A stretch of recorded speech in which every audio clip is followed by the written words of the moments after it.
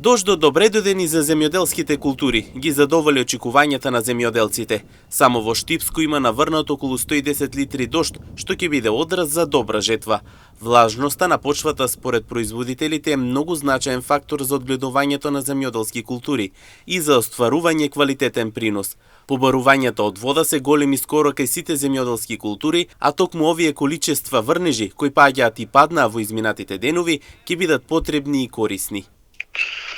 Па до пред 15-20 дена житарицата беше во многу лоша состојба, меѓутоа сега за овие 10 дена има наврнато едно 110 литра дожд во Штипско и околината и мислиме дека тоа е многу добро за есенската сејба на житарицата, па и исто така водотеците надојдоа више и на реките, браната почна да се пуни и така. Земјоделците се надеваат на плодна година, рече Гоце Серафимов, затоа што во моментот климатските услови се поволни за посевите. Па очекуваме нормално сега, за сега е добри се климатските услови, па натака ќе видиме како ќе бидат.